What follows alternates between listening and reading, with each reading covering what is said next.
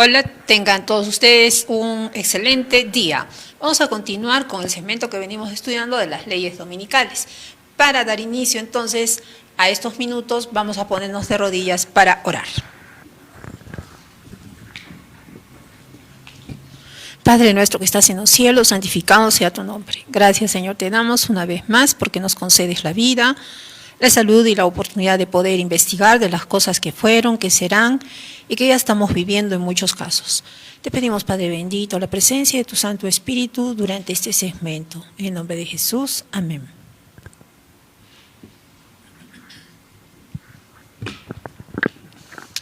Muy bien, queridos amigos y hermanos, estamos estudiando durante todos estos sábados las leyes dominicales y las leyes dominicales en el Perú. Iniciamos así. Apocalipsis, capítulo 13, versículos 16 y 17.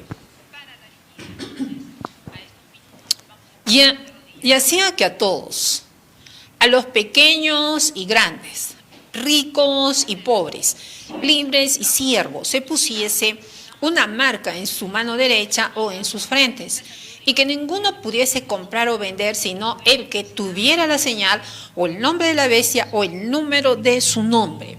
Bueno, para colocar este sello tiene que pasar tiempo. Este sello no se coloca a lo mejor de un día para el otro, excepto casos excepcionales, ¿no? Cuando alguien está muriendo, se arrepiente porque escuchó el mensaje, ¿no? Pero el sello se coloca con el transcurrir del tiempo. Para poder colocar ese sello, ya sea de Dios o ya sea de la bestia, se requiere de tiempo, de estudio de la palabra, de escudriñamiento de la palabra, estar en las reuniones, en las actividades de la iglesia, a todas las reuniones que convoca la iglesia, para poder ir asimilando lo que Dios manda o el poder antagónico es lo que desea. Bien. Entonces, y hacía que a todos, a los pequeños y a los grandes, ricos y pobres, libres y siervos, se pusiese una marca en su mano derecha o en sus frentes, y que ninguno pudiese comprar o vender sino el que tuviera la señal o el nombre de la bestia o el número de su nombre. Estamos viendo que hubieron leyes dominicales en el Perú, desde que vino la conquista española a este país. Y a lo largo de estos casi 500 años, entonces hemos visto que este poder romano católico se ha venido imponiendo. Y después llegó el cristianismo, dando a conocer la palabra de Dios tal cual está escrita. Bien, estamos investigando.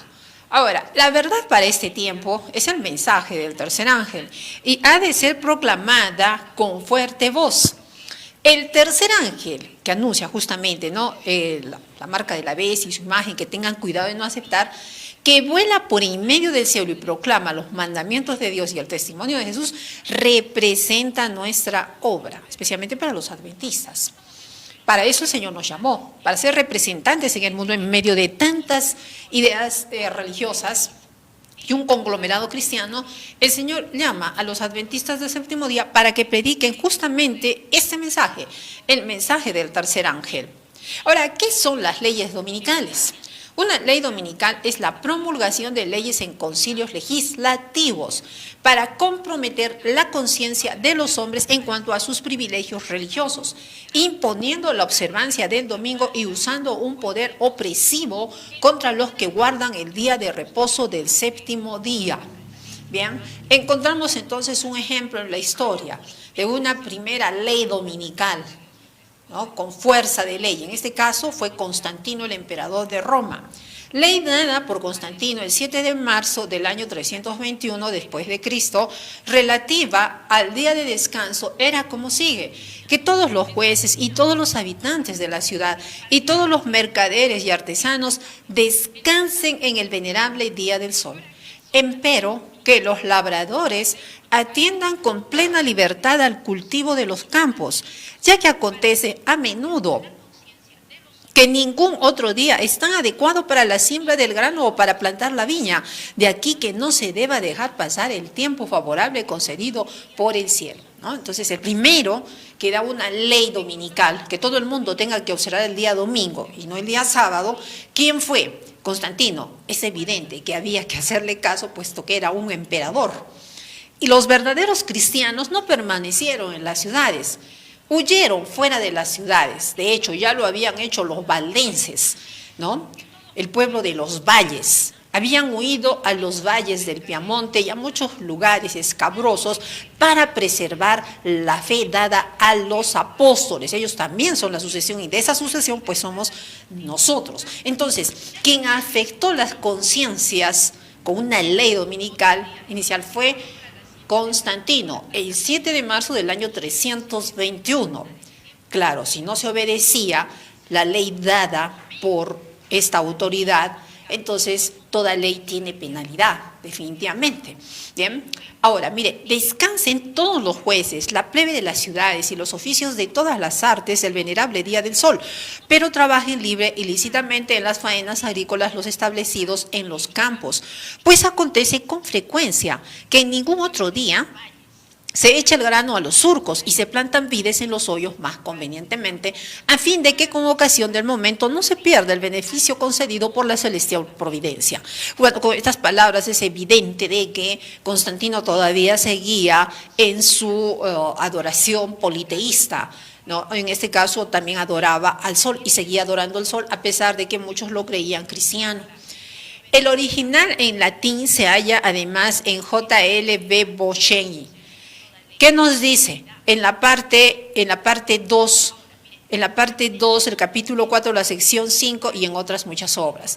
El diccionario enciclopédico hispanoamericano, artículo domingo, dice: el emperador Constantino en el año 321 fue el primero que ordenó una rigurosa observación del domingo. Prohibiendo toda clase de negocios jurídicos, ocupaciones y trabajos. Únicamente se permitía a los labradores que trabajaran los domingos en faenas agrícolas, si el tiempo era favorable. Una ley posterior del año 425 prohibió la celebración de toda clase de representaciones teatrales y finalmente en el siglo VIII se aplicaron en todo su rigor al domingo cristiano las prohibiciones del sábado judaico. Bien, esta primera ley dominica entonces ha pasado, ¿no?, por una, entre comillas, evolución, ha venido creciendo y se ha venido haciendo cada vez más fuerte. Y claro, a través de concilios, edictos, leyes, etc., ha adquirido toda esa fuerza. Y se ha venido de esa manera plasmando un día en la mente del ser humano, un día de descanso que Dios no dio, ¿no? Fue un día impuesto por los intereses de un romano, en este caso Constantino. Es evidente, ¿no? Los romanos eran politeístas, adoraban a toda clase de divinidades, adoraban al sol, la luna, las estrellas, ¿no?, a todos los planetas. Es así que para cada día tenían la adoración de uno de ellos. El día domingo al gran dios sol, el día lunes a la luna, el día martes a Marte, el día miércoles a Mercurio, jueves a Júpiter, viernes a Venus. Bien, entonces era evidente de que el segundo mandamiento de la ley de Dios les afectaba muchísimo y el cuarto, que recordaba a un solo Dios, también les molestaba. Es por eso que más adelante vemos cómo es que esta verdadera ley de los 10 principios, esa Aseret Adevarim, fue cambiada, fue suplantada por un poder como es el poder romano. Claro, ya estaba esto previsto en el libro de Daniel, capítulo 7, versículos 23 al 25. Y algunos subsiguientes. Bien, entonces ya sabemos, las leyes dominicales son impuestas por quién, por las autoridades. Y también, bueno, eso ya vimos también en Estados Unidos, con ustedes hemos estudiado esa historia, las leyes dominicales en Estados Unidos, 1888, ¿no? El senador Blair tuvo que, el pastor Jones tuvo que hacer frente al senador Jones con el propósito de defender precisamente la adoración del día sábado que Dios manda. Entonces ya hubieron leyes dominicales y vimos que trajeron mucho sufrimiento, mucho dolor. Aquí en el Perú fue lo propio, ¿ya? Ahora, mire, si el lector quiere saber cuáles son los medios que se emplearán en la contienda por venir, no tiene más que leer la descripción de los que Roma empleó con el mismo fin en siglos pasados. Entonces, por eso estamos repasando también la historia, especialmente de una manera muy escueta en el Perú, para ver qué es lo que hizo. Lo mismo va a volver a hacer, ¿no? Y si desean saber cómo los papistas, unidos a los protestantes, procederán con los que rechacen sus dogmas, considere el espíritu que Roma manifestó contra el sábado y sus defensores. a través de edictos reales, concilios generales y ordenanzas de la Iglesia, sostenidos por el poder civil, fueron los peldaños por medio de los cuales el día de fiesta pagano alcanzó su puesto de honor en el mundo cristiano. De esa manera se estaba plasmando esa imposición, ese conocimiento, esa doctrina de Roma en la mayoría de la gente. ¿No? Los que leían la Biblia no aceptaban tales acertos. La primera medida pública que impuso la observancia del domingo, pues hemos visto, fue la ley promulgada por Constantino el año 321 después de Cristo. Dicho edicto requería que los habitantes de las ciudades descansaran en el venerable día del sol, pero permitía a los del campo que prosiguiesen sus faenas agrícolas, a pesar de ser en realidad ley pagana, fue impuesta por el emperador después que hubo aceptado nominalmente el cristianismo, solamente de nombre, porque tenía ciertos intereses, era muy estratega Constantino. Bueno, eso creo que ya lo vimos en algunos temas pasados. Entonces, ¿qué es lo que fue? Lo mismo que será. ¿Qué es lo que ha sido hecho? Lo mismo que será. Y nada hay nuevo debajo del sol. ¿Por qué? Porque Roma tomará nada más de sus archivos históricos y los volverá a emplear porque tendrá el mismo éxito frente a una población distraída, probablemente con tanta tecnología que estamos viendo. La industria, por ejemplo, del entretenimiento tiene distraída a la mayoría de la gente, jóvenes, niños, adultos, a todos los grupos etarios, a todos, los tiene distraídos. Tal es así que este poder sigue avanzando, el poder religioso. No nos olvidemos que las guerras que se han suscitado en siglos pasados han obedecido mayormente a este tema, ¿no? A este tema del ámbito religioso. Entonces, la gente piensa que lo religioso es algo solamente místico, lo espiritualiza tanto que no le da la importancia, pero debemos de pensar por qué en las constituciones, no solamente nacional del Perú, sino a nivel internacional, se ha tenido que colocar y asegurar justamente esta libertad, ¿no? Como derecho ahora, la libertad de conciencia, de religión, de reunión, es porque se vio la honda necesidad de hacerlo. Entonces, estamos viendo, ¿no? ¿Qué es lo que fue? Lo mismo que será. ¿Qué es lo que ha sido hecho? Lo mismo que se hará, y nada hay nuevo debajo del sol. ¿Bien? Entonces, ¿qué es lo que fue? Lo mismo que será. ¿Qué es lo que ha sido hecho? Lo mismo que será, y no hay nada nuevo debajo del sol. La crisis producida por las leyes dominicales. Esto trae mucho dolor, mucho sufrimiento y hasta guerras, no nos olvidemos. En mérito a ello, muchos se van a querer adelantar y van a decir, mejor no queremos saber nada de la religión. No, es como querer decir, mejor no queremos saber nada de la libertad de pensamiento, de expresión. Es una libertad que debe ser defendida. Bien, gracias a Dios la tenemos como un derecho. Plasmada esta libertad en nuestra Constitución y también en ordenamientos internacionales. En una visión de la noche me parecía estar repasando en mi mente las evidencias que tenemos para verificar nuestra fe. Vemos que los burladores se hacen cada vez más atrevidos. Vemos que el mundo está trabajando con el fin de establecer mediante la ley un día de reposo falso, ¿no? Y de convertirlo en una prueba para todos, bajo el pretexto, ¿no?, del descanso laboral. ¿Por qué no puede ser el descanso laboral el día sábado que Dios creó? ¿Por qué el domingo? Es un asunto que también debe ser discutido, un plebiscito internacional, ¿no? Yo propongo. Este asunto no tardará en estar delante de nosotros. El día de reposo de Dios será pisoteado y en su lugar se exaltará un falso día de reposo. Las leyes dominicales tienen la posibilidad de infligir grandes sufrimientos a los que observan el séptimo día. El desarrollo de los planes de Satanás desatará la persecución contra el pueblo de Dios, pero los siervos fieles de Dios no necesitan temer acerca del resultado del conflicto. Si quieren seguir las normas establecidas para ellos en la vida de Cristo, si quieren ser fieles a los requerimientos de Dios, su recompensa será la vida eterna, una vida que se mide con la vida de Dios. Bien, esta última jornada, ¿no? ¿Qué es lo que pide Dios? Serle fieles. Nada más, como dice el mensaje del tercer ángel, si alguno adora a la bestia de su imagen, él beberá del vino de la ira de Dios, vaciado puro, ¿no?, en el cáliz de su ira. Pero vemos también, hay otro grupo, un grupo que sí, aquí está la paciencia de los santos, los que guardan los mandamientos de Dios y la fe de Jesús.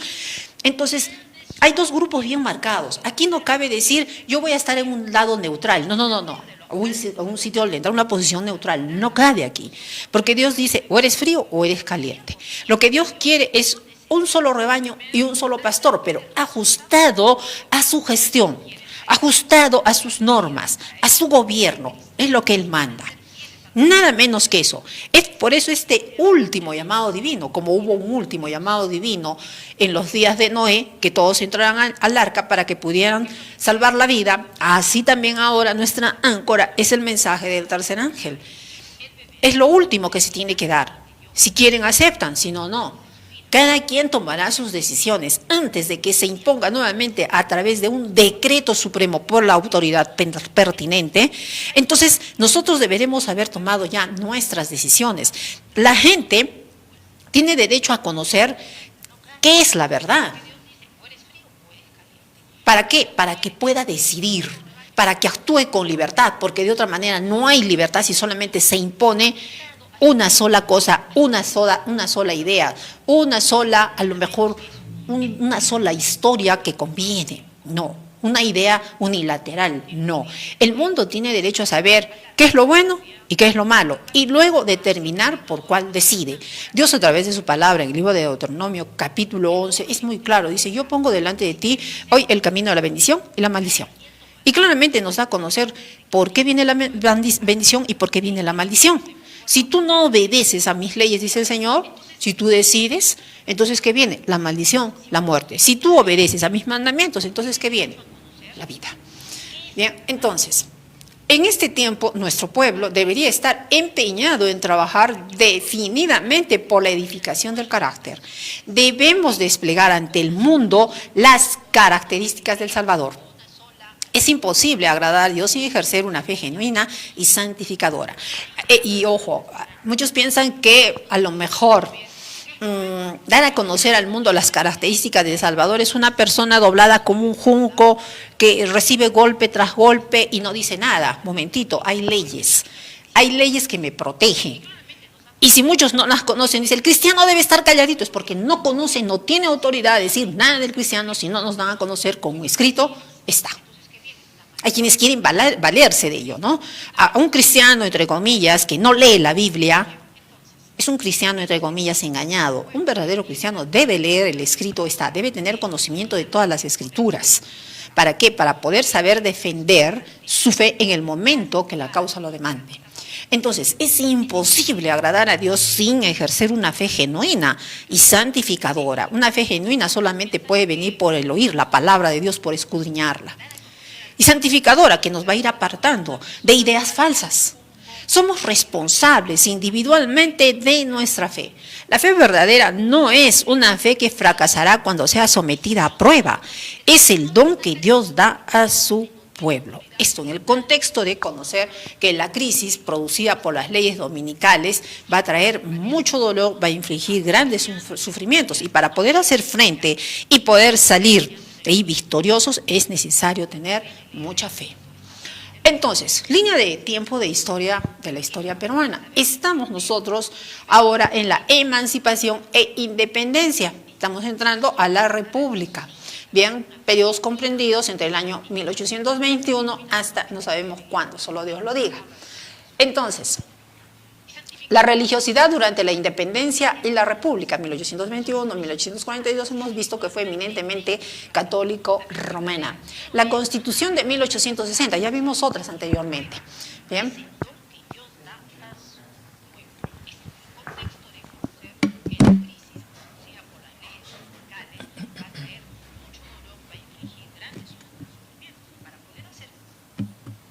Muy bien, ahora sí.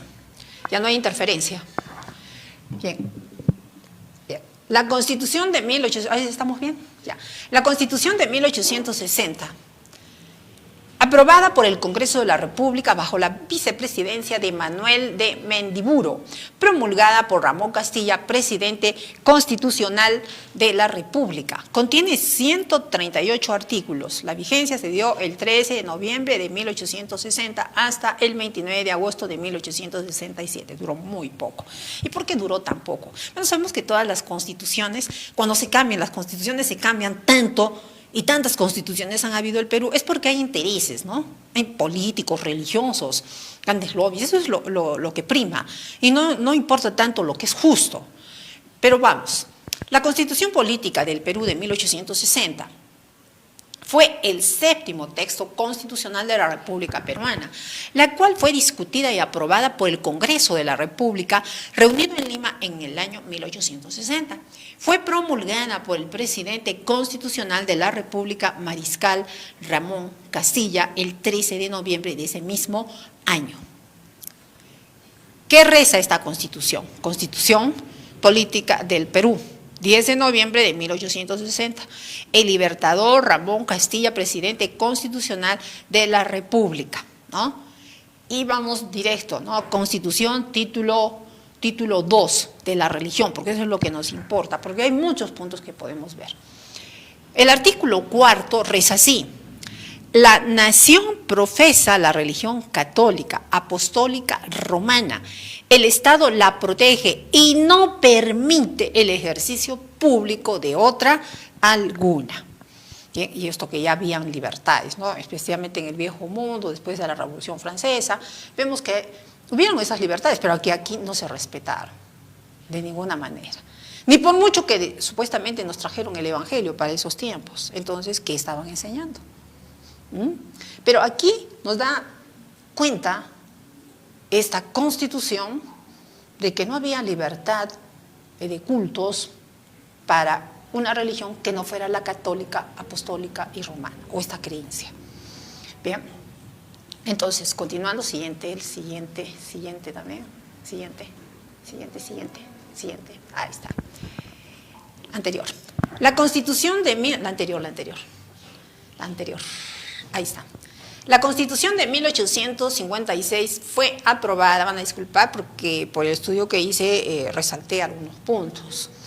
Bien, pero ya vimos este tratado de quién es, ¿no? Anteriormente. La Constitución de 1856 fue aprobada en el gobierno de Ramón Castilla y será precisamente el mismo Mariscal, que gobernó con 3 constituciones para Sorna de Toribio Pacheco, quien sancione la Carta de 1860, la más longeva de nuestra historia.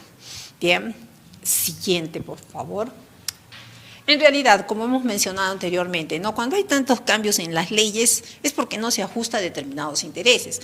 Y es que llegamos a una sola conclusión, y verdadera, que la única ley que permanece sin variar es la ley de Dios. Esa ley que conoció Adán al principio y que fue pisoteada y traicionó a Dios, esa misma ley, después del arrepentimiento de Adán, se da a conocer a sus descendientes y nuevamente Abraham la vuelve a resaltar. Esa misma ley ha continuado vigente hasta los días en que nuevamente Moisés ahora recibe en 2 tablas de piedra esos 10 principios. Y esa ley no ha sido cambiada.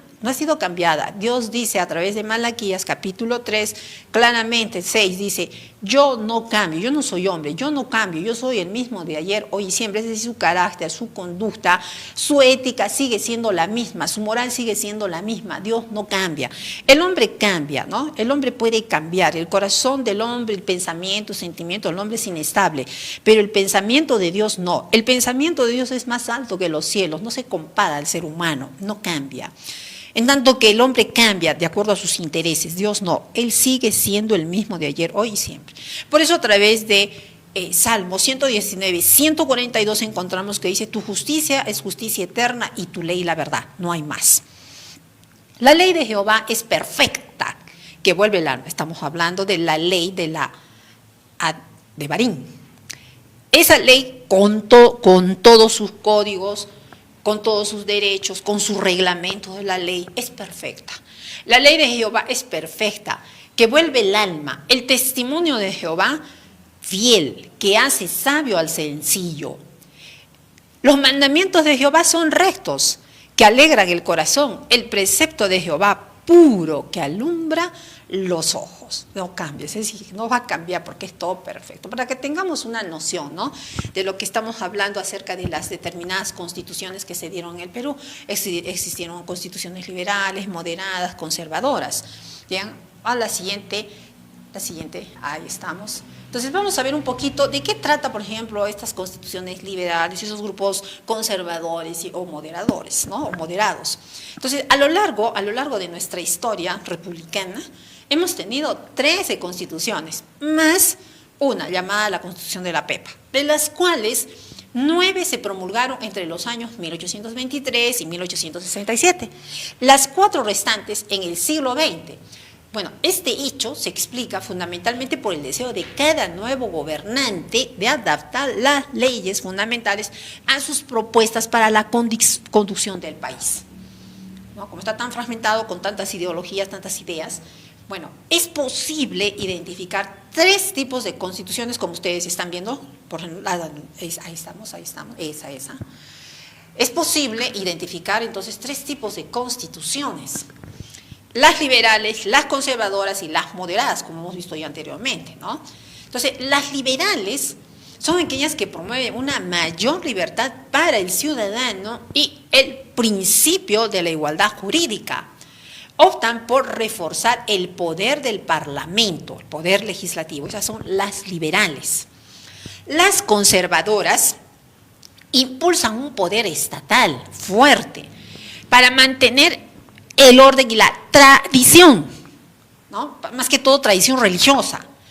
Por esta razón, tienden a fortalecer el poder ejecutivo y dan poca importancia a las opiniones populares, es decir, a la idea de los liberales, ¿no? Entonces siempre ha habido pugna, mayormente entre los liberales y los conservadores.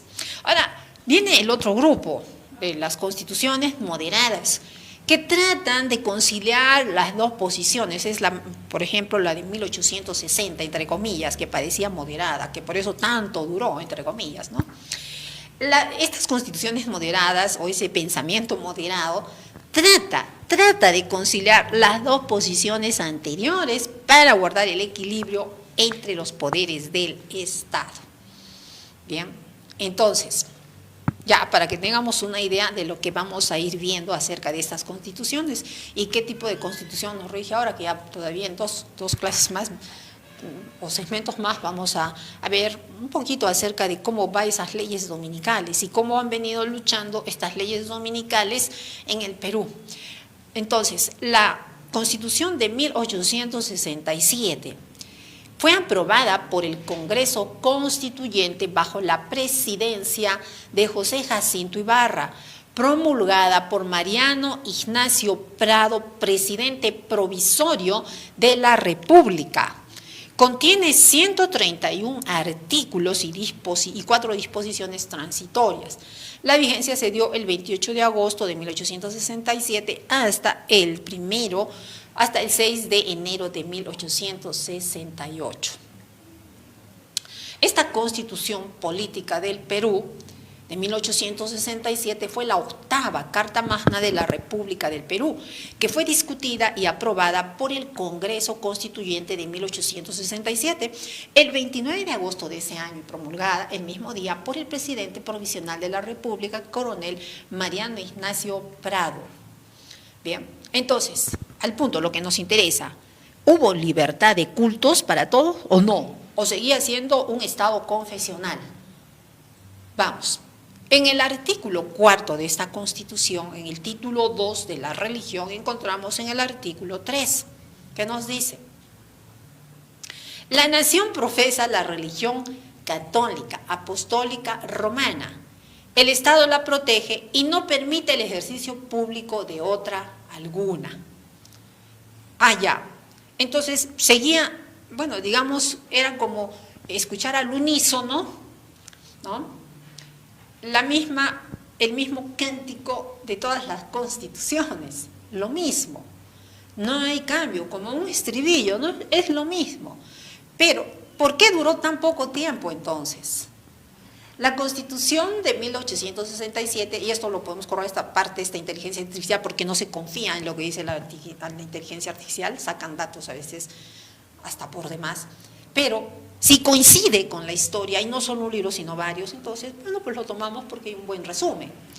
Bueno, la Constitución de 1867 en Perú establecía que la nación profesaba la religión católica, apostólica, romana, y que el Estado la protegía sin permitir el ejercicio público de otras confesiones.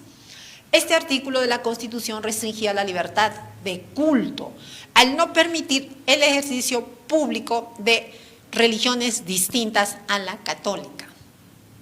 Bueno, entonces, es importante mencionar que aunque la Constitución de 1867 establecía la religión católica como la oficial y limitaba el ejercicio público de otras, a lo largo del tiempo se fueron dando pasos hacia una mayor libertad religiosa en el Perú, como la posterior derogación de la restricción al ejercicio público de otras confesiones. Bueno, un intento, ¿no? En la Constitución de 1867, pero se impusieron ¿quiénes? Ya hemos visto qué grupos, ¿no? ¿Qué grupo? Hemos visto 3 grupos, ya ustedes determinarán qué grupo. Liberales, conservadores, ¿quiénes fueron? Fueron los conservadores, ¿no? Entonces, seguimos, la Constitución de 1867 y tomamos de ahí nuevamente ese libro. Siguiente. Ahí está, pues, anterior. Ahí está. Ahora, en lo tocante a la Constitución de 1867, su carácter liberal generará malestar en la población católica.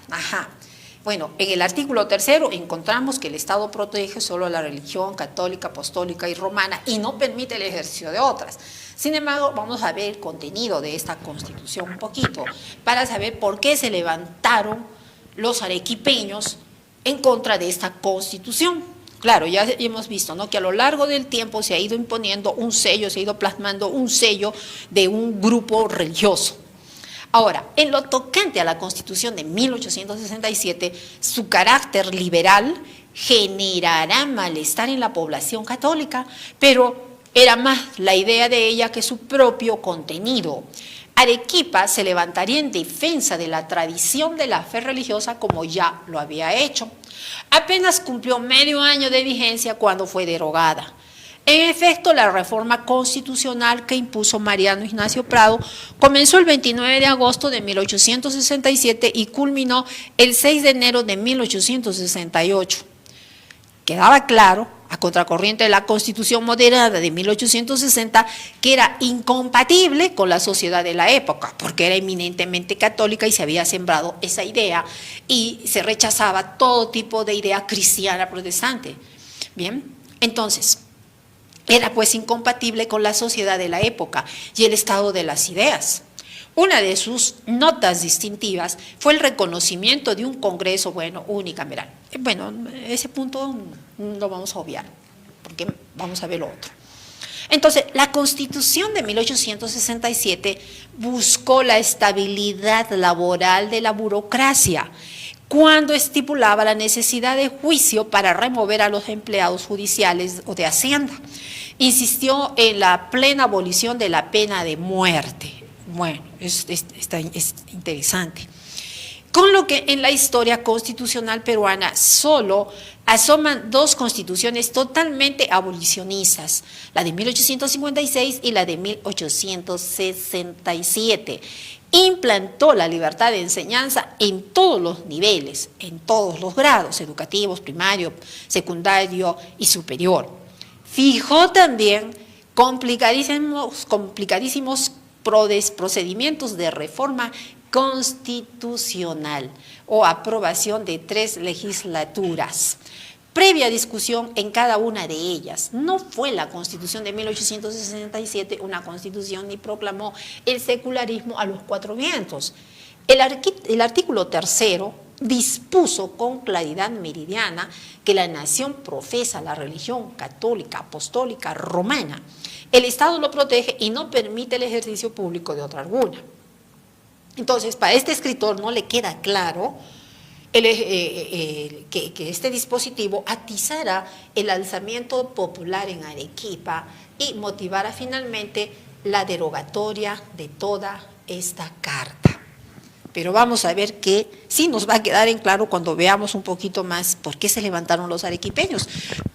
Fue pues este grupo católico que ya había sembrado su idea desde la educación primaria, secundaria y superior, para que pudieran levantarse, porque de otra manera no lo hubieran hecho así de como lo hicieran. En la Constitución de 1867 se advierte, como es de verse del artículo 49, una abierta hostilidad hacia el clero, desde el momento que rechaza la elección como representantes al poder legislativo de arzobispos, obispos, eclesiásticos que desempeñan cura de almas, los curatores, gobernadores eclesiásticos, vicarios capitulares, provisores y demás miembros de los cabildos eclesiásticos. Es notorio que el propósito consiste en evitar la participación política de un elevado número de religiosos. Seguramente quedaba en el recuerdo un activo papel en la política de numerosos eclesiásticos, entre ellos Bartolomé Herrera, ¿no?, con su idea de la inteligencia soberana, que cuando uno dice esto es tremendo, ya que nos esperaría que a nivel internacional hubiera un solo poder religioso que domine al mundo y con las ideas de toda la edad pasada, sería espantoso. Bueno, lamentablemente volverá a eso. Pero seguramente queda pues en el recuerdo, en activo papel en la política de numerosos eclesiásticos, entre ellos, ¿no?, Bartolomé Herrera, presidente del Congreso Constituyente de 1860 y obispo de Arequipa. Demostración que también, como existe el sectarismo religioso, suele existir un sectarismo laicista. ¿Ya? Quizás una victoria póstuma de la Constitución de 1867 haya sido la reforma constitucional del año 1915, que al suprimir el último extremo del artículo 4 de la Constitución de 1860, no se permite el ejercicio público de otra alguna, introducía la libertad de cultos. La ley 2193 o 2193, como usted la quiera leer, del 11 de noviembre de 1915 se trataba sin duda de una revancha histórica contra el Estado confesional. ¿Por qué decimos Estado confesional? Es cuando un Estado sostiene, mantiene a un grupo religioso a través del erario público. Ese es un Estado confesional. Ya la verdad, ahora en la teoría somos un Estado laico, pero la realidad es un Estado confesional en muchos aspectos, que lo veremos eso más adelante. Bueno, entonces, esta Constitución, ¿por qué fue rechazada por los arequipeños? Ya estamos viendo, ¿no? Veamos un poquito de esta Constitución. El título octavo, el Poder Legislativo de la Constitución de 1867, el artículo 40, y ahí vemos, vamos a ver un poquito de ellos, el 45 al 48, y luego vámonos al punto, al artículo 49. ¿Por qué se levantaron las autoridades religiosas moviendo a muchos arequipeños a que rechazaran esta Constitución? Artículo 49. No pueden ser, miren, estamos viendo, ¿no?, del título octavo del Poder Legislativo, la Constitución de 1867, artículo 49. No pueden ser representantes, ¿no?, presidente, los ministros de Estado, entre otros, ¿ya? En el numeral cuarto dice, no pueden ser representantes los arzobispos y obispos. Bartolomé Herrera lo había sido en un momento dado. Los eclesiásticos que desempeñan la cura de almas, los gobernadores eclesiásticos, vicarios, capitulares, provisores y demás miembros de los cabildos eclesiásticos por los departamentos o provincias de sus respectivas diócesis. Ellos no podían ser representantes del legislativo, no vaya a ser que legislen solamente en su favor, con el pensamiento conservador, ¿no? Entonces, eso no le gustó a las autoridades del romanismo católico, y entonces mueven pues a la población arequipeña a que se levanten a rechazar esa Constitución. ¿Bien? Entonces, también vemos ahí del poder ejecutivo, quienes no podrían ser representantes del ejecutivo o presidentes. ¿Bien? Vemos ahí, título 10 del poder ejecutivo, artículo 85, numerales 17, 18 y 19, rezan así. Bien, son atribuciones del presidente de la República presentar para las dignidades y canonjías de las catedrales, para los curatos y demás beneficios eclesiásticos con arreglo a las leyes y práctica vigente. Ahora iban a ejercer de acuerdo a esta Constitución, iban a ejercer los peruanos, control sobre cómo se estaban moviendo sus recursos. Y eso tampoco le gustó, pues, a la Iglesia Católica. El artículo 18. ¿Qué más? El Poder Ejecutivo, a atribución del presidente, celebrar concordatos con la silla apostólica, arreglándose a las instrucciones que dé el Congreso. Ahora, si el Congreso aceptaba y era favorable a las libertades y derechos fundamentales de los ciudadanos de su nación, se aceptaba, si no, no, tampoco le gustó. Ahora, vamos a ver, ¿qué son esas canonjías? Bueno, es interesante, ¿no?, leer lo que estaba ocurriendo en la última parte de la Edad Antigua en el otro lado del mundo, especialmente en Inglaterra, cuando se levanta Wycliffe a predicar la verdad.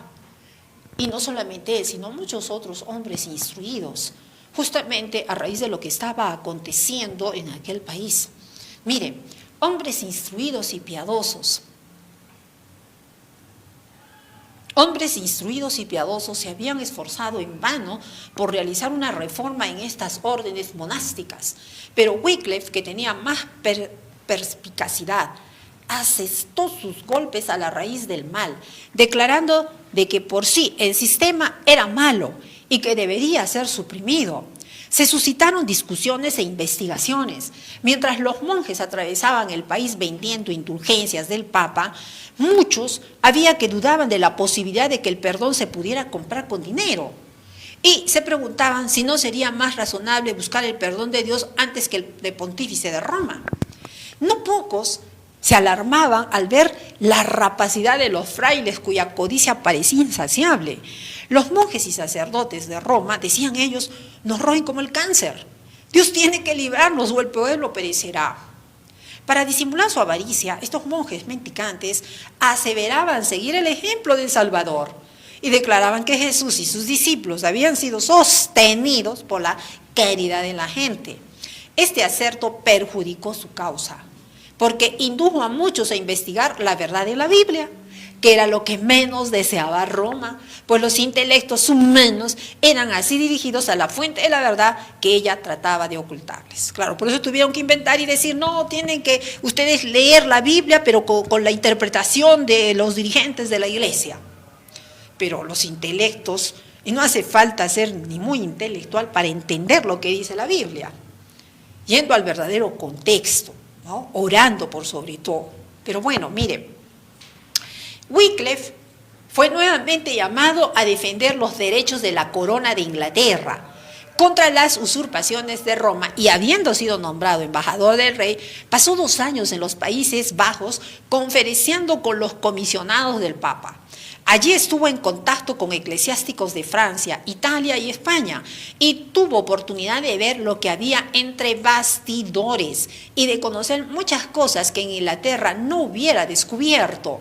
Se enteró de muchas cosas que le sirvieron de argumento en sus trabajos posteriores. En aquellos representantes de la corte del Papa leyó el verdadero carácter y las aspiraciones de la jerarquía. Volvió a Inglaterra para reiterar sus anteriores enseñanzas con más valor y celo que nunca, declarando que la codicia, el orgullo y la impostura eran los dioses de Roma. Hablando del Papa y de sus recaudadores o diezmeros en algunos lugares, decía en uno de sus folletos, ellos sacan de nuestra tierra el sustento de los pobres y miles de marcos al año del dinero del rey a cambio de sacramentos y artículos espirituales, lo cual es maldita herejía simoniaca. Es decir, hacían creer que para obtener el perdón había que pagar, ¿no? Por eso le dice, lo cual es maldita herejía simoniaca. Y hacen que toda la cristiandad mantenga y afirme esta herejía. ¿Cómo lo hacen? Sembrando pues sus ideas, ¿no? Les ponen el sello. Y a la verdad, si en nuestro reino hubiera un cerro enorme de oro y no lo tocara jamás hombre alguno, sino solamente este recaudador sacerdotal, orgulloso y mundano, en el curso del tiempo el cerro llegaría a gastarse todo entero, porque él se lleva cuanto dinero haya en nuestra tierra y no nos devuelve más que la maldición que Dios pronuncia sobre su simonía. Poco después de su regreso a Inglaterra, Wycliffe recibió del rey el nombramiento del rector de Lutherworth. Esto le convenció de que el monarca, cuanto menos, no estaba descontento con la franqueza con que había hablado. Su influencia se dejó sentir en las resoluciones de la corte, tanto como en las opiniones religiosas de la nación. De ahí, bueno, pues esa experiencia le enseñó pues a los posteriores representantes de este poder romano, católico, a que había que tener cuidado de no colocar entre las autoridades a los enemigos de su fe, ¿no? Es por eso que casi nunca se ha podido ver a verdaderos protestantes cristianos en el poder. Y los que son colocados de aquí a poco se corrompen porque es la gente que han puesto ¿para qué? Para hacer quedar mal al cristianismo. Interesante. Bueno, miren, volviendo entonces a lo que estábamos observando de la Constitución de 1867. Entonces, mire, para recordar nada más, a ver, ahí estamos, mire, entonces, hemos visto que en el artículo 85, en el punto 8 de las atribuciones del presidente de la República, pues vemos algo muy interesante, hacer que se cumplan las sentencias de los tribunales, ¿no? Renombrar a los ministros. Y vemos en el punto, básicamente, la siguiente, por favor, en el punto 17 y 18, presentar para las dignidades y canonjías de las catedrales, para los curatos y demás beneficios eclesiásticos con arreglo a las leyes y práctica vigente. No quisieron el control, no, dijeron, ¿cómo? ¿Cómo es esto? No, aquí nadie nos controla. Es por eso que levantaron a su gente. Entonces, ¿qué son esas canonjías? Mire, lo sacado de Wikipedia, y ustedes pueden ver en muchos diccionarios, ¿no? Jurídicos, no sé, de la Real Academia Española, muchos, finalmente llega al mismo concepto. Si ustedes quieren la definición, pues entren al link y van a investigar mucho más. Entonces, el término canonjía, como el de prebenda, ha pasado a ser sinónimo de cargo de fácil desempeño y bien remunerado. Ahora, por eso es interesante, ¿no? A quienes hablan y dicen todas estas cosas, a quien se da verdaderamente los diezmos, definitivamente los van a tildar pues de ladrones de diezmos y los van a difamar, unidos a toda la gente indeseable que está metida en nuestra madre iglesia adventista del séptimo día y que son empleados como señuelos, estas gentes ambiciosas dentro de nuestra iglesia, ¿para qué? Para hacer guerra a lo que es correcto. Es por eso que quien tiene una visión amplia, quien ha leído la historia, de la religión cristiana y los grupos de todo el conglomerado, católicos, protestantes, evangélicos, etc., al instante va a entender de que cuando se difama a alguien como ladrón de diezmo y que demuestra efectivamente que no es ladrón de diezmo, es porque hay tentáculos por ahí, ya sabemos de dónde, del romanismo. Está claro. Ahora, si usted no quiere entenderlo o comprenderlo, esa es su decisión.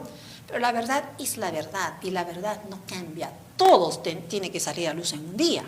Bueno, entonces, por eso la Constitución de 1867 fue rechazada por el poder romano católico y utiliza pues a su iglesia, a su gente. ¿Para qué? Para que rechace esa Constitución. Hicieron guerra literalmente, así como en México, ¿no? Por los años 1920, ¿no? La cristiada. Hicieron guerra. Y cuando el protestante quiere defender, no digas nada, cállate, dice, ¿por qué? Tiene que defender lo que es justo. Sin llegar a la guerra inicialmente, para eso hay determinados mecanismos que podemos emplear, ¿no? La negociación, la conciliación, qué sé yo. Pero bajo los términos de Dios. Entonces, ¿qué es una canonjía? Algo que no le gustó entonces al catolicismo romano en la Constitución de 1867 es que iba a ser controlado todo un movimiento, todo recurso que saliera pues del erario público. No le gustó. Entonces, ¿qué es la canonjía? Como el de prebenda, ha pasado a ser sinónimo de cargo de fácil desempeño y bien remunerado. Ajá. ¿Quiénes eran los curatos? ¿Qué es un curato? Curato se refiere al cargo de un cura, al presbítero con cura de almas en una parroquia, así como al territorio sobre el que especialmente en el antiguo régimen ejercía su jurisdicción espiritual y su capacidad de extraer rentas que constituían su beneficio eclesiástico. De esa jurisdicción sacaba la congrua. la renta mínima con la que cada cura, o en su caso capellán, cubría su sustentamiento básico. Esto también podía ampliarse a las diferentes comunidades eclesiásticas, con lo que se garantizaba su mantenimiento. Asimismo, había oficios civiles cuya renta se denominaba congrua. En el caso de que el cura, por estar secularizado o por estar unido a una comunidad, no pudiera recibir diezmos, se denominaba porción congrua a la cuota que percibía. Entonces, cuando dicen, ay, los protestantes reciben diezmos y diezmos, pero entonces no están conociendo la historia en el Perú. ¿Quiénes recibieron diezmos? Y quienes recibían y siguen recibiendo el erario público tienen que demostrarnos que efectivamente predican el Evangelio. Y no solamente porque se digan cristianos, no solamente si soy cristiano y me pongo, no sé, un atuendo de cristiano, digo soy cristiano, me tienen que dar diezmo. Tengo que demostrarlo con el escrito está. Porque si nos van a encontrar errores humanos, nos van a encontrar, pero tengo que demostrar con el escrito está quienes deben percibir diezmos. Entonces, como ahora en la Constitución de 1867, en el artículo 49, vemos los puntos 17 al 19, vemos claramente que iban a ejercer mayor control sobre el movimiento de esos recursos del erario público, entonces no le gustó pues al poder romano católico. No le gustó y mueven a los arequipeños a que digan, no, rechacemos esa Constitución, abajo esa Constitución, viva la religión. No, ni siquiera se aceptaba a los protestantes. Y las palabras y los escritos, bueno, no tiene pues olor de gente del pueblo, sino de gente con un conocimiento un poco más alturado, ¿no? Muy bien, entonces, para poder optar a un curato, los aspirantes debían presentarse a exámenes y demostrar diversas aptitudes. Por sobre todo tenían que demostrar que eran católicos al 100%, que habían estudiado pues, en instituciones católicas, etc. Bueno, entonces, ¿qué ocurrió entonces en Arequipa al ser promulgada esta Constitución el 29 de agosto de 1867? Por el presidente provisional de la República con el coronel Mariano Ignacio Prado. ¿Qué estaba ocurriendo? Miren, ahí encontramos este libro interesante, Texado Arequipa y Mostajo, página 113. Algunos artículos de la Constitución de 1867 rechazada por el pueblo de Arequipa, entre comillas, por permitir el ejercicio privado de otras religiones, el artículo 3, y no tener en cuenta a la Iglesia Católica para que vele por la piedad de la difusión de ideas. Mariano Ignacio Prado, presidente provisorio de la República, por cuanto el Congreso Constituyente del Perú, bajo la dirección de Dios, ha sancionado lo siguiente. Título 1 de la Nación, artículo 1, la nación peruana es soberana, libre e independiente y ejerce su soberanía por medio de los poderes que esta Constitución establece. Claro, es libre e independiente, no depende de nadie, ¿no? Si es que estamos hablando ya de independencia y república, ya no debería depender de nadie y no ser tributaria de poderes extranjeros. Bueno, ahora, por decir estas cosas a algunos les ha costado la cabeza, ¿no? Denunciados de muchas cosas falsas, no sé. El artículo 2 dice, ninguno de los poderes puede celebrar pactos que se opongan a la soberanía, integridad o independencia de la nación. Miren qué interesante, ¿no? Qué interesante cómo hace esta introducción, esta Constitución. Interesante de la nación, ¿no? Debe ser soberana, independiente de la nación. Ahora, en el título 2 de la religión, en los artículos 3 y en distintos artículos 20 y subsiguientes encontramos: la nación profesa la religión católica, apostólica, romana, el Estado la protege y no permite el ejercicio público de otra alguna, pero sí privado, podría ser, ¿no? Todos pueden hacer uso de la imprenta para publicar sus escritos sin censura previa y sin responsabilidad en asuntos de interés general. Claro, si algo estaba mal, había derecho y libertad de poder publicar lo que uno está viendo que está mal. Eso, claro, no le gustó tampoco al poder romano católico. En las publicaciones sobre asuntos personales se hará efectiva, claro, con pruebas tiene que ser, no lo que me diga Periquito o Merenganito, no, con pruebas de buena fuente. no cuestiones creadas, ¿no? Ahora, en las publicaciones sobre asuntos personales se hará efectiva la responsabilidad de los autores y editores conforme a lo dispuesto para esta clase de asuntos en la ley que instituye el jurado. Toda publicación que ataque la vida privada de los individuos será firmada por su autor, si es privada, ¿no? Ahora, la Nación, artículo 23, garantiza la existencia y difusión de la instrucción primaria gratuita y el fomento de los establecimientos de ciencias, artes, piedad y benevolencia. ¿Y qué tenía de malo? Estaba muy bien, pero pues estaba dirigido solamente para juventudes selectas, estos a lo mejor centros de educación, y con un tipo de educación totalmente diferente, ¿no? En la actualidad es igual, ¿no? Lamentablemente, las entidades públicas mayormente no se enseñan, no hay la calidad educativa como lo hubiera a lo mejor en algunas entidades o instituciones educativas privadas. No debería de ser así. Bueno, el artículo 24, son completamente libres las enseñanzas primaria, media y superior y la fundación de universidades con las restricciones que señala el artículo 22 y bajo las condiciones de capacidad y moralidad determinadas por la ley. Los miembros de universidades particulares serán admitidos en las que protege el Estado, sin otro requisito que el examen de suficiencia en la facultad que pretende incorporarse. La enseñanza primaria, media y superior protegida por el Estado se sujetará a las formalidades prescritas por la ley. ¿Qué tiene de malo? ¿Qué tiene de malo? No tenía nada de malo, estaba muy bien. Pero bueno, ¿qué encontramos aquí? Continuamos. IBIT 104. Artículos del reglamento de policía expedido por el gobierno de Prado. Esta fue la gota que colmó el vaso para el poder romano. Artículo del reglamento de policía expedido por el gobierno de Prado y de su Secretaría de Gobierno, el ministro José María Quimper, rechazados por el pueblo arequipeño por atacar a nuestra santa religión del modo más sacrílego e indigno.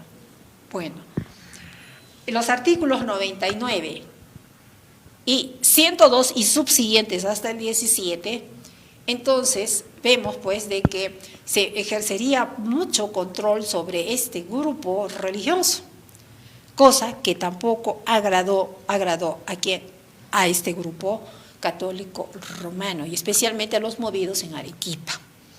Bien, vemos un poco más claro. Yo he sacado del libro, miren, el anterior he sacado del libro. Ahí pongo Juan Guillermo Carpio Muñoz, el escritor del libro Texá, y en la página 104, pero vámonos al texto original. Vámonos ahí a la siguiente.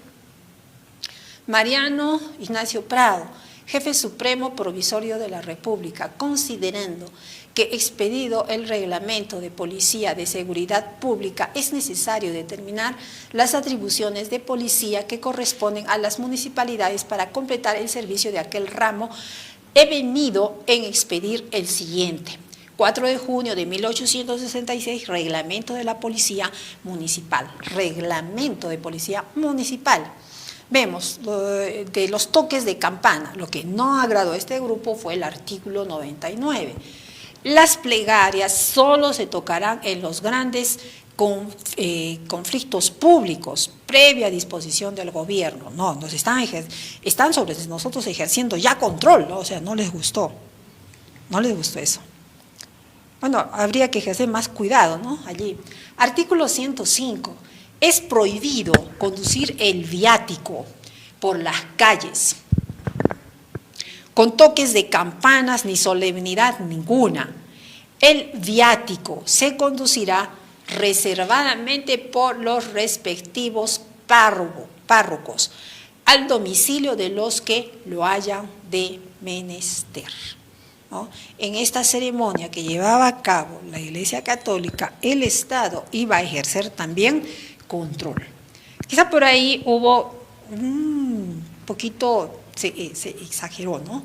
Exageró. Ahí podríamos decir, dejen que ejerzan su libertad, ¿no? Que saquen que hagan su ceremonia.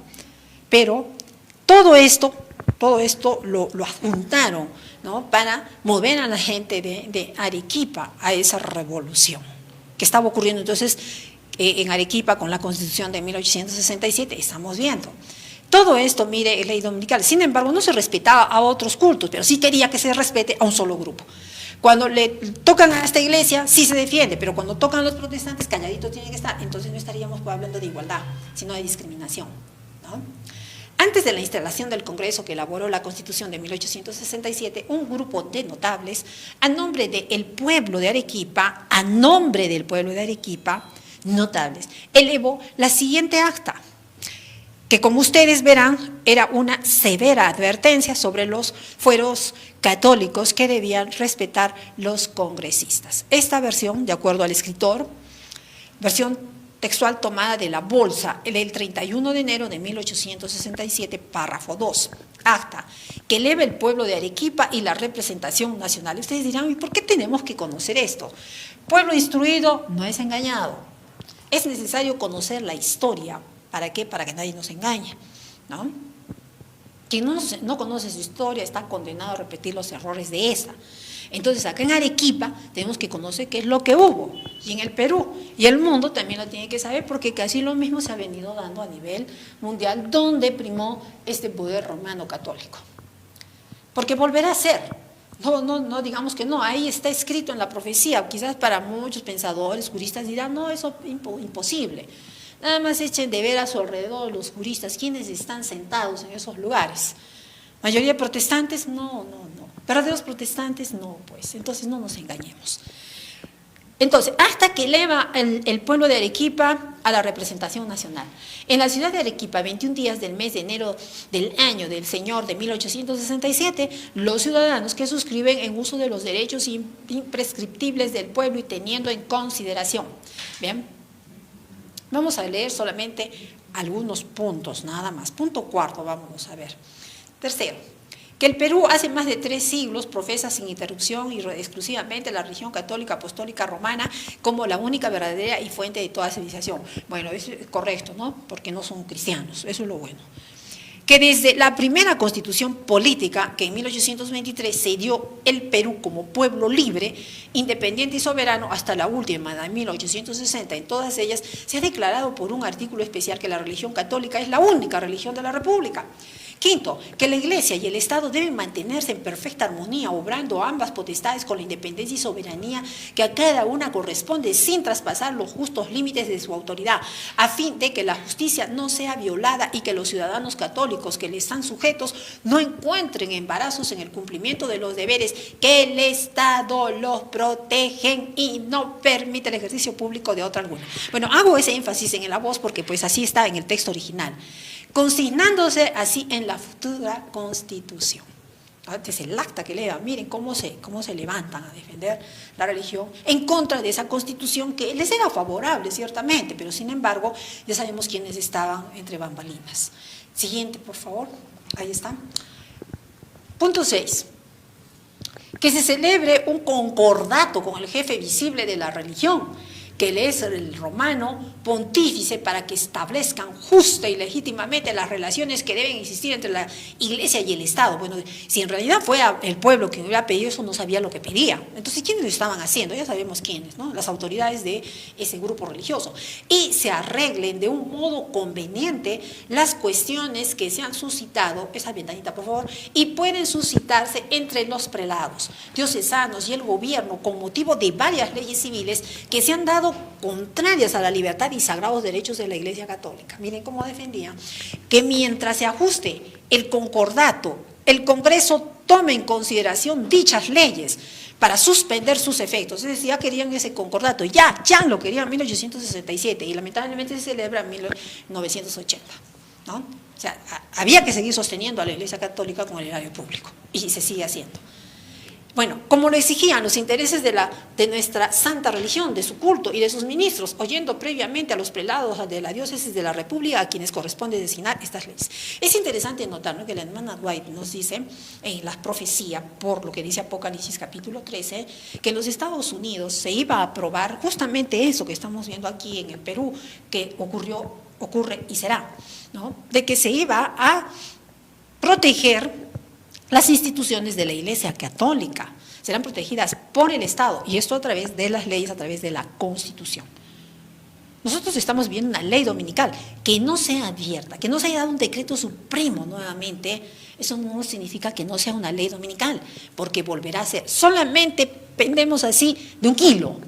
Nada más, por eso este mensaje tiene que correr, porque una vez que salgan estas leyes dominicales, ahí se verá todo el sufrimiento que pueden causar. Y que nadie va a poder decir, no, si yo quiero voy a la iglesia, sino no.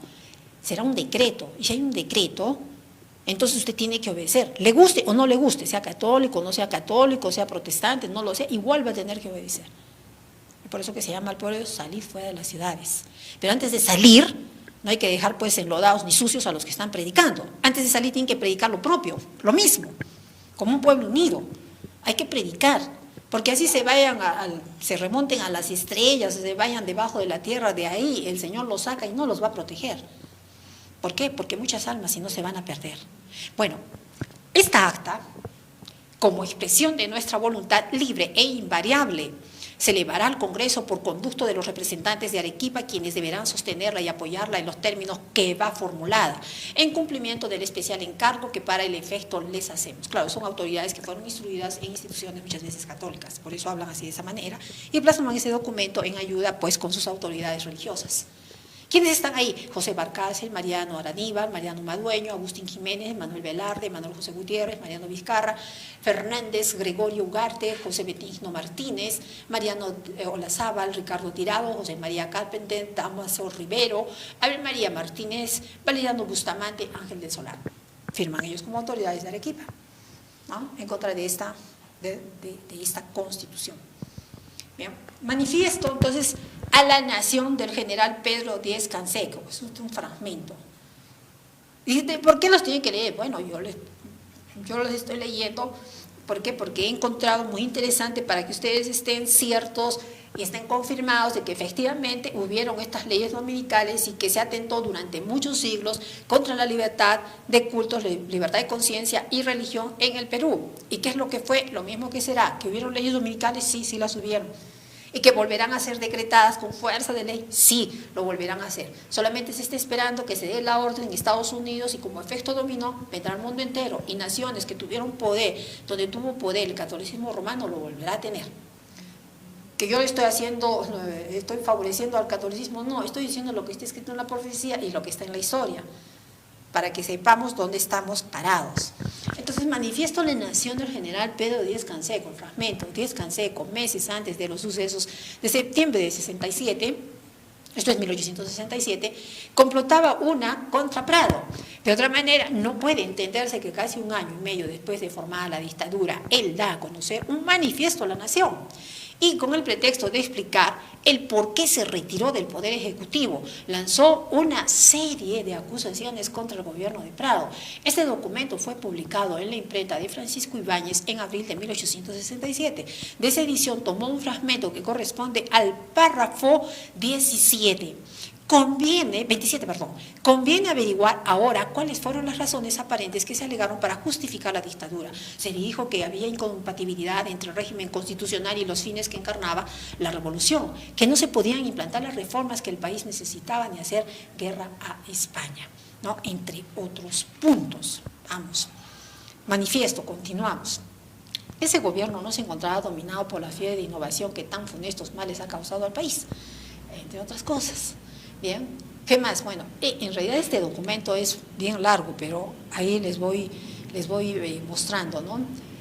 La libertad individual, la de imprenta, la de sufragio, la de industria y, en fin, todas las garantías individuales y sociales cuyo respeto se decantó tanto, han sido conculcadas, pisoteadas. Las prisiones y detenciones sin causa ni forma de juicio, la prohibición de emitir las ideas por la prensa, la escandalosa intervención de las autoridades en los comicios populares, que en verdad no merecen ese título por haber sido formadas únicamente por gendarmes, el cuerpo de militares, como policías, ¿no? Y el notable abatimiento de la industria y agricultura a causa de los excesivos impuestos son un comprobante de ese acerto.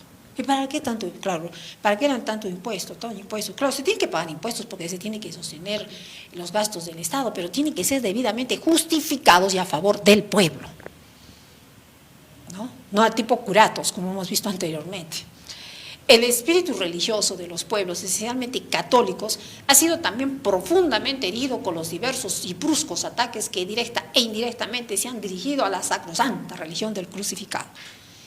Jesucristo, no sé.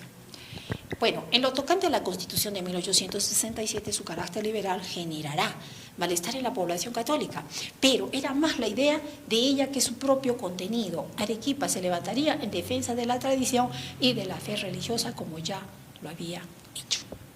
He presentado pruebas de que efectivamente sí hubo, ¿no? ¿Qué es lo que fue? Lo mismo que será. ¿Qué es lo que ha sido hecho? Lo mismo que será, y no hay nada nuevo debajo del sol. ¿Se va a volver a mover a las poblaciones para defender algo que Dios no ordenó? Sí, va a ocurrir. ¿Qué es lo que fue? Lo mismo que será. ¿Y a qué tipo de población mueve? A una población distraída. Y en este contexto del tiempo en el cual estamos viviendo, una población totalmente distraída por la industria del entretenimiento. Así está la gente distraída. Es más, también muchos de los jóvenes que están en las instituciones educativas no le dan importancia a la historia de la religión, a otras cosas le dan importancia. Puede estudiar la profesión que usted desee, pero no debe olvidar su historia. Y especialmente si es concerniente a una de las libertades fundamentales, y básicamente la libertad de conciencia y de religión. ¿Por qué? Porque la vulneración de estas libertades trajo mucho sufrimiento y hasta guerras. Ahora, si ustedes estudian y repasan todas las constituciones del Perú, solamente vamos a ver que lo único que se ha querido ver ahí es siempre la presencia de un grupo religioso y que se apoye un grupo religioso. Cosa que para mi pensamiento está mal. De acuerdo a lo que leo, no se puede proteger, no puede haber un Estado confesional. ¿Por qué? Porque del erario público se saca todo, para los impuestos, sean propios o extraños, sean católicos o sean protestantes o no sean protestantes, agnósticos, entonces tienen derecho a reclamar. Si yo no quiero sostener ese culto, no lo quiero hacer, ¿no? Entonces hay mucho todavía que vamos a tener que ver. Pero hasta aquí, lo que yo quería demostrarles, ¿no? Las constituciones últimas, la de 1800, no tan últimas, 1860, 1867, que fue derogada y nuevamente se vuelve a la constitución de 1860, fue la más larga, porque era de corte que tradicional, conservador. ¿Bien?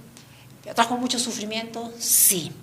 Luego se daría un poco más de respiro ya con las constituciones de 1920, 1933, 1979, 1993. Pero esto solamente va a ser por un corto tiempo. ¿Para qué? Para que llegue el mensaje del tercer ángel al mundo entero, para que la gente pueda tomar sus decisiones. Porque de que hubieron leyes dominicales y las hay en el Perú, las hay. Y en muchas, si hacemos un estudio de constituciones comparadas, nos vamos a dar cuenta de que efectivamente la religión católica todavía sigue teniendo gran presencia en todos los estados. ¿Y para eso debemos de ponernos una venda a los ojos? No. ¿Que tiene la verdad bíblica cristiana? No la tiene. Sin embargo, volverán a ejercer su poder opresivo, tiránico y con mucho sufrimiento. Está escrito, no lo digo yo, está en la profecía, Apocalipsis capítulo 13, Apocalipsis capítulo 17. Este poder se volverá a embriagar de la sangre de los santos. Que el Señor nos proteja, si es su voluntad, hasta donde tengamos que estar vivos, Él verá. Nos dice que no tenemos nada que temer de las consecuencias, pues adelante, hay que dar el mensaje, y hay que hacerlo volando, porque el mensaje del tercer ángel dice que debe ser dado rápidamente. Vi volar por en medio del cielo otro ángel que tenía el evangelio eterno para darlo a los moradores de la tierra. Es mi deseo y oración que ustedes hayan logrado captar, entender y despertar su curiosidad para ver si estas cosas son así o no. Por eso es que les he dicho los libros y textos de los cuales he sacado esa información, que los pueden encontrar aquí en el Perú, o a lo mejor solicitar, a mí no me pasa nada, para promocionar esos libros, pueden solicitarlos de internet, no lo sé, para que ustedes lo comprueben, porque no hay tiempo que perder. Muy bien, para culminar con este segmento, nos vamos a poner de rodillas para orar. Padre nuestro que estás en los cielos, santificado sea tu nombre. Gracias, Señor, te damos por la oportunidad que nos brindas de estar en este lugar para poder ejercer nuestra libertad de expresión con relación a las investigaciones que hacemos del tema de la libertad de culto, de conciencia y de religión.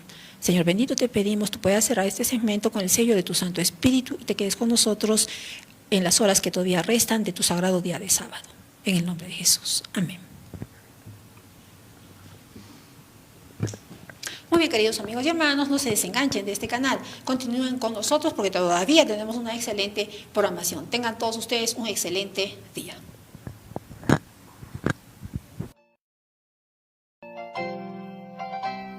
Tres ángeles surcan el cielo y anuncian el juicio final. Oíd, moradores del mundo, el último y fuerte entregó. Temed a Dios.